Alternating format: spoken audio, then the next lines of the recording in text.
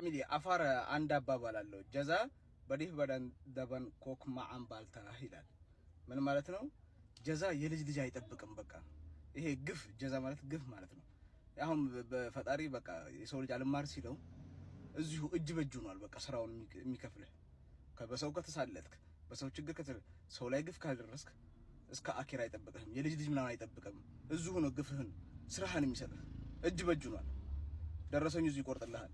ይሄን ያነሳውበት ሀሳብ ባለፈው ዶርጉ ሲጎዳ ብዙ አርሰናል ደጋፊዎች ቪዲዮ የሚሰሩት ሪአክት አድርገው ነበር፣ ሴሌብሬት እያደረጉ ነበር። በጣም ደስ ብሏቸው እኔም በዛ ተናድጄ ቪዲዮ ሰርቼ ነበር። እንደውም በቃ ደግ ሆነ እሰይ የሚሉ ነበር ኮመንት ሲሰጥብኝ ነበር።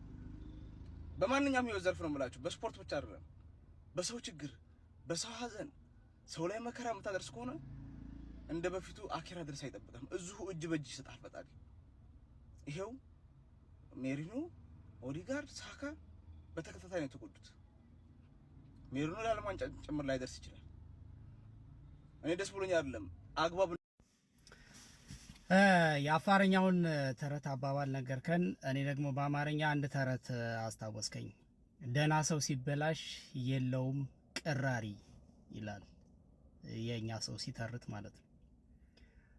ደህና ሰው ነበር ከእግር ኳሱ አካባቢ የተሻለ ፌር የሆነ አስተሳሰብ ያለው ነገሮችን በልኩ የሚያስቀምጥ ብዬ የማስበው አይነት እዚህ ስፖርቱ አካባቢ ከሚያወሩት ይሄ አንተ እንደምትለው በተንተን ብዙ ኦዲየንሶች ይጠብቁኛል ምናምን ስንቶ እሱ ብዙ ተንታኞች ባሉበት ሀገር ውስጥ እኔም አንተም በተንታኝነት መቀመጥ እንደኛ አሁን ለስሜታችን እንዲወጣን ምንባረቅ ሁሉ ተንታኞች ወይም እግር ኳስ አዋቂዎች ልንባል እንችላለን የሚል እምነት የለኝም። ምክንያቱም ከአንድ ክለብ መደገፍ የአንድ ክለብን ሂስትሪ ማወቅ ተጫዋቾችን ስም መጥራት በራሱ መተንተን አይደለም። እግር ኳስ ዲቴይል ሳይንስ ነው።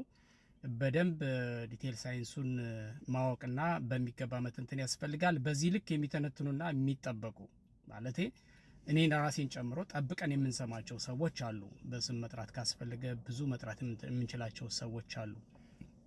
በኢትዮጵያ ጋር የስፖርት ጋዜጠኝነት ስታንዳርድ ውስጥ ማለት ነው።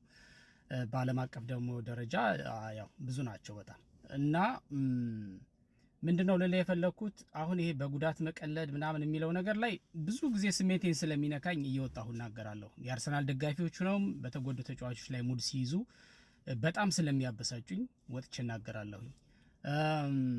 አንተም እንደዚሁ አሁን አንተ በጉዳት ተደስቼ እኮ አይደለም ትላለህ፣ ግን ደስታ ከውስጥ ይነበባል እኮ እሰይ እንኳን ሆነላችሁ እያልክ ነው።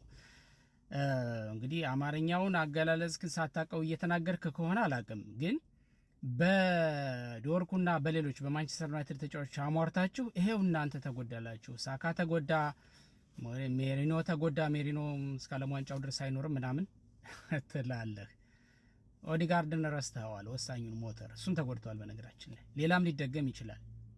አሁን አርሰናል እንደ ድሮ አንድ ተጫዋች ሁለት ወሳኝ ተጫዋች እንደዚህ ሲጎዳ ሸብረክ የሚል ቡድን አይደለም። እንደ ቡድን ያ ከሆነ ፍላጎቱና ምኞቱ ወይም የሚያስደስታችሁ እሱ ከሆነ ግን እኔ ሁልጊዜም እንደምለው እነዚህ ተጫዋቾች አንደኛ እናንተን ስለመፈጠራችሁ አያውቁም፣ ክለቡም ወደ ተጫዋቾቹ።